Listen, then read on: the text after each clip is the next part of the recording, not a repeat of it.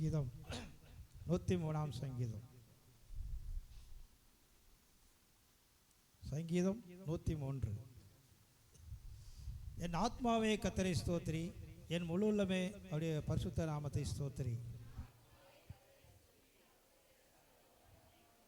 அவர் உன் அக்கிரமங்களை எல்லாம் மன்னித்து உன் நோய்களை எல்லாம் குணமாக்கி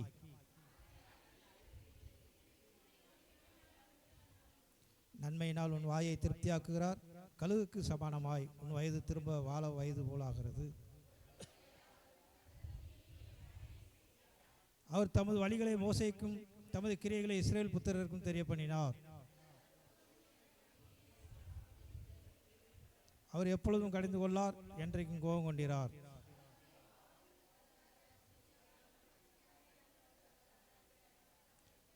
பூமிக்கு வானம் எவ்வளவு உயரமாக இருக்கிறதோ அவருக்கு பயப்படுவர்கள் மேல் அவருடைய கிருபையும் அவ்வளவு பெரிதாக இருக்கிறது.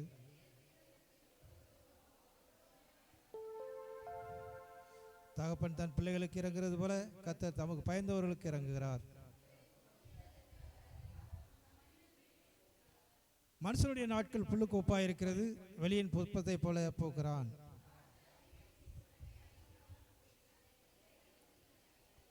கர்த்தருடைய கிருபையோ அவருக்கு பயந்தவர்கள் மேலும் அவருடைய நீதி அவர்கள் பிள்ளைகளுடைய பிள்ளைகள் மேலும் அனாதியாய் என்றைக்கும் உள்ளது.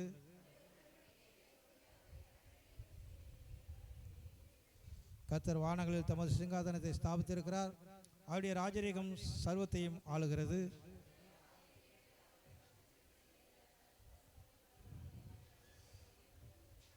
கர்த்தருக்கு பிரியமானதை செய்து அவர் பணிவிடைக்காரராக இருக்கிற அவருடைய சர்வ சேனைகளே அவரை ஸ்தோத்திரியுங்கள்.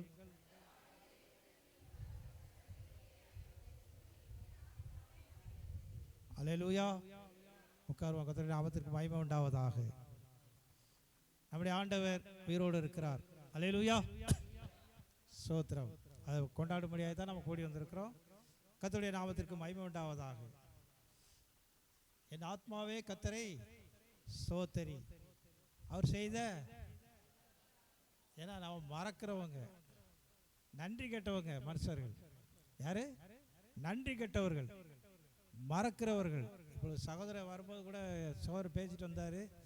ஒரு ஐயா சகோதரனுக்கு உதவி செஞ்சாராம், ஆனால் நினைக்காம போயிட்டான் அப்படின்னு சொல்லிட்டு இருந்தார். ஸ்தோத்திரம். அப்படியாய் நன்றி கெட்ட உலகத்தில் இருக்கிற நாம் தேவன் நமக்கு செய்த சகல உபகாரங்களுக்காகவும் நாம் நன்றி உள்ளவர்களாய் காணப்படும்படியாய் அழைக்கிறார். அல்லேலூயா. அதுதான் என் ஆத்மாவே கர்த்தரை ஸ்தோத்திரி. நம்ம ஆத்மா என்ன செய்யணும்? உதடு கனம் பண்ணும். அதாவது மத்திய 13:15 நினைக்கிறேன். அப்புறம் 15:8 உதடுகளினாலே கனம் பண்ணுவார்கள். உதடுகளினாலே என்ன செய்கிறாங்க? கனம் பண்ணுவார்கள். ஆனால் இருதயமோ தூரமாக இருக்கிறது. இருதயத்தில் என்ன செய்ய மாட்டாங்க, நம்ப மாட்டாங்க. ஸ்தோத்திரம். ஆத்மா என்ன செய்யணும்? கர்த்தரை ஸ்தோத்தரிக்கணும். நம்ம முழுசாக அவருக்கு ஒப்பு கொடுக்கும்படி தேவனாய் கர்த்தர் அழைக்கிறார். இந்த நாளிலே ஸ்தோத்திரம். நன்றி உள்ளவர்களை தேவனாய் கர்த்தர் எதிர்பார்க்கிறார். நாம் நன்றி உள்ளவர்களாக தான் கடந்து வந்திருக்கிறோம். கடந்த வாரம் முழுதும் என்னை கண்மணி போல் காத்தீர்கள், அதற்காக உமக்கு கொடான கூடிய ஸ்தோத்திரம் என்று சொல்லி நாம் இங்கே கடந்து வந்திருக்கிறோம். இது பேர் என்னது? சர்வீஸ். சர்வீஸ் என்னது? நம்மை சரி செய்து கொள்வது. ஒரு மோட்டர் பைக்கை நான் அடிக்கடி சொல்கிறது தான், உங்களுக்கு மறந்துடும். நம்ம மறக்கிறவங்க நிறையா. ஒரு மோட்டர் பைக்கு, காரு, சைக்கிளு என்ன செய்வோம்னா ஸ்தோத்திரம். அதை ஞாயிற்றுக்கிழமையில் போய் என்ன செய்வோம்? லீவு நாளில் போய் என்ன செய்வோம்? அந்த ஒர்க் ஷாப்பில் கொண்டு போய் விட்டு சரி செய்வோம். அது பேர் சர்வீஸ். அதை சுத்தம் பண்ணுறது, அதுக்கு என்னென்ன மெயின்டெனன்ஸ் பண்ணுறதெல்லாம் என்ன செய்வாங்க. அதே போல் நாம் நம்மை சரி செய்து கொள்ளும்படியாய் நம்மை ஸ்தோத்திரம் என்ன செய்ய நம்ம சரி செய்ய வேண்டிய நிறைய காரியங்கள் இருக்கிறது. தேவ சமூகத்தில் உட்கார்ந்து ஆராதித்து கர்த்தருடைய வார்த்தை இப்படியா இருக்கிறதோ என்று உற்று நோக்கி அதற்கு செவி கொடுத்து கை கொள்ளும்படியாய் நாம் கடந்து வந்திருக்கிறோம். தேவன் பெரிய காரியங்களை நம்ம மத்தியிலே செய்வார். அல்லேலூயா. ஸ்தோத்திரம். நாம் நன்றி மறந்தவர்கள் இருந்தாலும் 116:12 சொல்கிறது, கர்த்தர் எனக்கு செய்த எல்லா உபகாரங்களுக்காக நான் எண்ணத்தை செலுத்துவேன். ரட்சிக்கப்பட்ட என்னுடைய பாத்திரத்தை எடுத்துக்கொண்டு அவருடைய நாமத்தை நான் தொழுது கொள்வேன் என்று சொல்லி சங்கீத புஸ்தகத்திலே 116 சங்கீதத்திலே 12ஆம் வசனத்திலே சொல்லப்பட்டிருக்கிறது. அவர் செய்த எல்லா உபகாரங்களுக்கும் நாம் எண்ணத்தை செலுத்த முடியும், ஒன்று செலுத்த முடியாது. நன்றி உள்ள இருதயம். ஆத்மாவே கர்த்தரை ஸ்தோத்திரி என்று அர்ப்பணித்து அவருடைய சமூகத்தில் இருப்போம் என்று சொன்னால் ஸ்தோத்திரம், அதுவே அவருக்கு போதுமானதாக இருக்கிறது. அல்லேலூயா. 1000 ஆட்டுக்கடாக்களின் நினங்களை பார்க்கலும் சோத்திரம் கீழ்ப்படிவதும் ஒப்பு கொடுப்பதும் நன்றியுள்ளவர்களாய் காணப்படுவது அவருக்கு பிரியம். அல்லேலூயா. கர்த்தருடைய நாமத்திற்கு மகிமை உண்டாவதாக. சோத்திரம். நாம் அதாவது கடந்த வாரத்தில் டிவி இப்போ 2 மாதமாக டிவியில் உட்காந்து ஒரே செய்திகள் பார்க்குறது தான். சோத்திரம். வேறு என்ன பொழுதுபோக்கு இல்லாதனால வீட்டிலே உட்காந்துட்டுலாம். சோத்திரம். அப்படி பார்க்கும்போது ஒரு வாரத்துக்கு முன்னால் ஒரு சோத்திரம் ஒரு ஐயா ஒரு 50-55 வயசு ஆள் போலீஸ் ஸ்டேஷனுக்கு போகிறார். கேரளாவில் உள்ள ஆள் போகிறாரு. எனக்கு தண்டனை கொடுங்க அப்படிங்கிறார். என்னன்னு கேட்கும்போது சோத்திரம், நான் ஒரு 17 வயசில் என் கூட உள்ள ஒரு பையனை ஆற்றுல தள்ளிட்டேன், அவன் செத்துட்டான். எனக்கு அதுலேருந்து இன்னும் இது வரைக்கும் ஒரு 30-32 வருஷமாக எனக்கு தூங்க முடியல.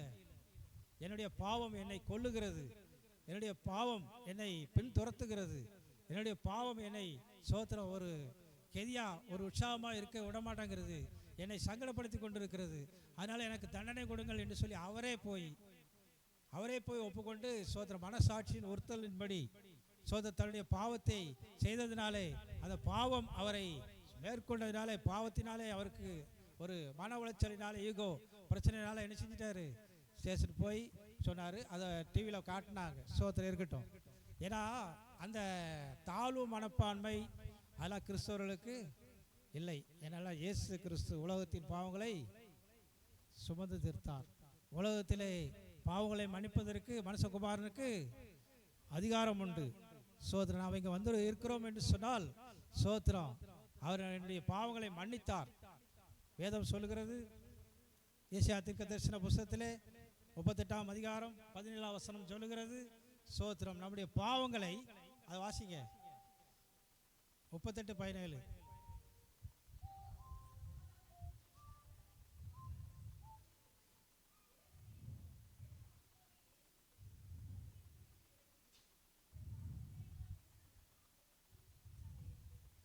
தேவனாய் கர்த்தர் நம்முடைய பாவங்களை அவருடைய முதுகுக்கு பின்னால தூக்கி போட்டாரா, திரும்பி பார்க்க மாட்டார். அல்லேலூயா.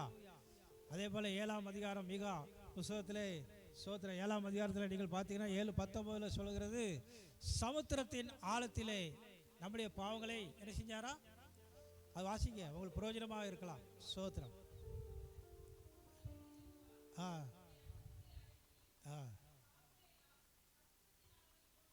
அல்லேலூயா. எவ்வளோ பெரிய நல்ல ஆண்டவர். ஒரு அப்படி உற்சாகமாய் காணப்பட சோத்த தைரியமா நீதிமானா என்று சொல்லி மார்த்தட்டி கொள்ள நம்மை அழைத்திருக்கிறார். அல்லேலூயா. சோத்திரம். ஏன்னா நம்ம எங்கே கண்டுபிடிச்சாரு? 1 சாமுவேல் 2ஆம் அதிகாரம் 8ஆம் வசனத்திலே சோத்திரம் என்ன செஞ்சாருன்னா சோத்திரம் அது படுகொலியிலே சோத்திரம் சிறியவனை புழுதியிலும் குப்பையிலிருந்து எடுத்தவர் நம்மை. அல்லேலூயா. அதே போல யோபு புத்தகத்திலே 32ஆம் அதிகாரம் 10ஆம் வசனத்திலே பார்க்கும்போது பாலான நிலம் ஓலையிடுகிற அவாந்தர வழியிலே கண்டுபிடித்தார். அல்லேலூயா. சோதரன். நம்ம வந்து பெரிய நீதிமானா இல்லை, ஆனால் இயேசு கிறிஸ்துவை ஏற்றுக்கொண்டதினாலே இயேசு கிறிஸ்து சிலுவையிலே எனக்காக எல்லாவற்றையும் செய்தார், தன்னுடைய இரத்தத்தை சிந்தி என் பாவலை கழுவினார் என்கிற தைரியத்தினாலே நான் நீதிமானாக்கி அவருடைய பிள்ளை என்கிற உரிமையை பெற்றதினாலே தைரியமாய் சமாதானமாய் சந்தோஷமாய் இருக்க அழைக்கிறார். அல்லேலூயா.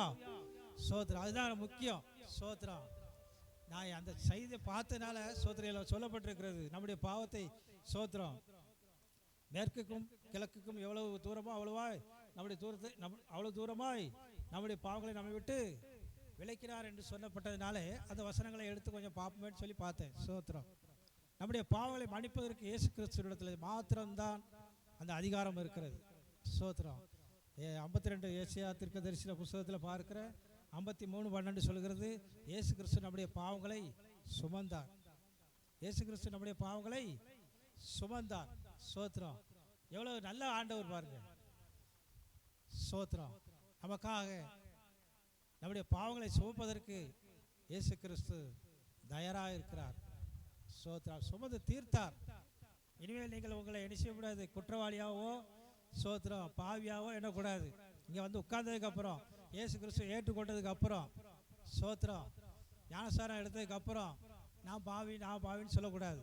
என்னால் 1 தீமோத்தேயு 1ஆம் அதிகாரம் 15ஆம் வசனம் சொல்கிறது.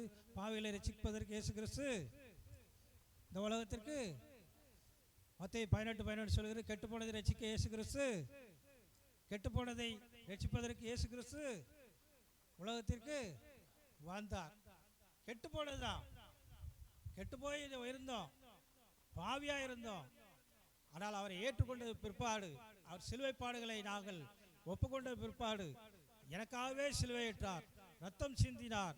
உலகத்தின் பாவலை மன்னிப்பதற்கு அவருக்கு அதிகாரம் உண்டு.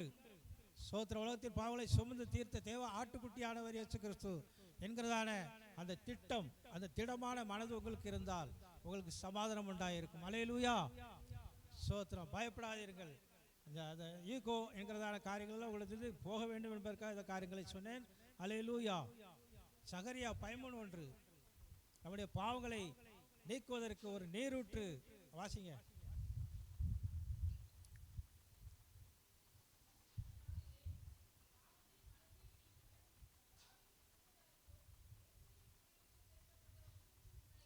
தாவீதின் குமாரனாகிய இயேசு கிறிஸ்து அந்த நீரூற்று. அல்லேலூயா. தாகமாயிருக்கிறவன் இடத்துல வரக்கடவன் என்று சொன்னார். அந்த நீரூற்று நம்மை கழுவுகிறது, பரிசுத்தப்படுத்துகிறது. அல்லேலூயா.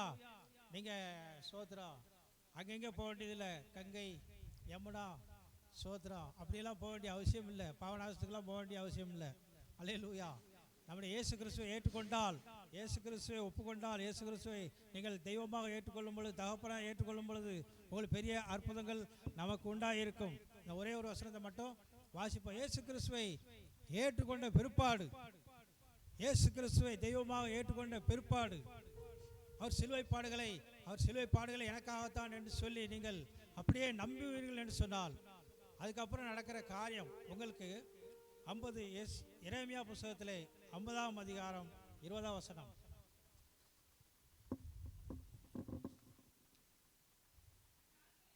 அந்நாட்களிலே அக்காலத்தில் ஆ ஆ ஆ ஆ அல்லேலூயா. இப்போ உங்களை பார்த்து உங்கள்கிட்ட அநியாயத்தை தேடினாலும் உங்கள்கிட்ட பார்க்கக்கூடாது, உங்களை கண்டுபிடிக்கக்கூடாது. விளங்குதா? நீங்கள் யூதா கோத்திரம், துதிக்கிற கோத்திரம், ஆராதனை செய்கிற கோத்திரம், பிரித்தரை எடுக்கப்பட்டதான கோத்திரம், தேவ சமூகத்தில் நின்று தேவனே இயேசுவே இறங்கும் என்று சொல்லி அர்ப்பணித்தவர்கள் நீங்கள். உங்களிலே யாராவது குற்றம் கண்டுபிடித்தால் கண்டுபிடிக்க கூடாது. யூதாவிலே அக்கிரமம் காணப்படுவதில்லை. அநியாய பாவங்களை தேடி காணாதிருப்பார்கள்.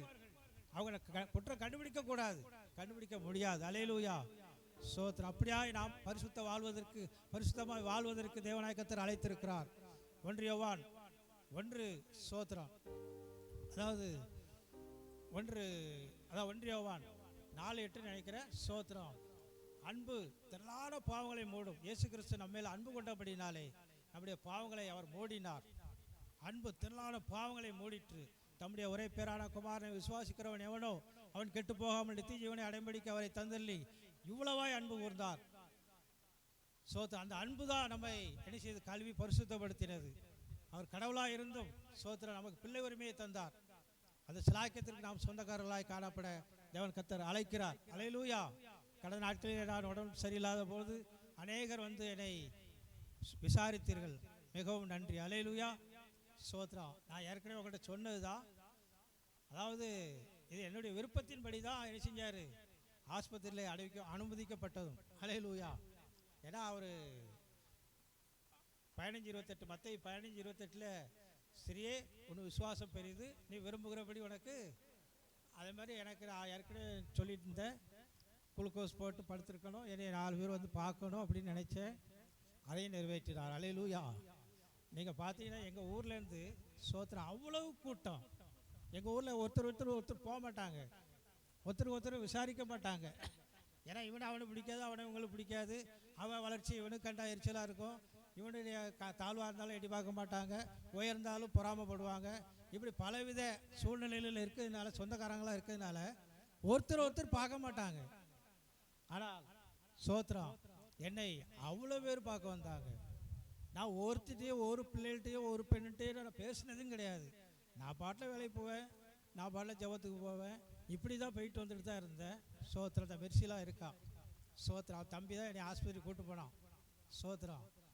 அப்போ என்னை பார்க்க வந்தவங்க, என்னே உடம்பை பார்த்துக்குங்கண்ணே, மாமா உடம்பு பார்த்துக்குங்க, அத்தான் தாத்தா பெரியப்பா, இப்படி ஒவ்வொருத்தரும் சொன்னதை பார்த்துட்டு எனக்கு ஒரு சந்தோஷம் உண்டாயிற்று. அலையலூயா, எது என்னுடைய விருப்பத்தை நிறைவேற்றினார். அலையலூயா, சோத்திரம். இன்னும் நாள் இருந்து தேவனுக்காக என்ன செய்யணும்?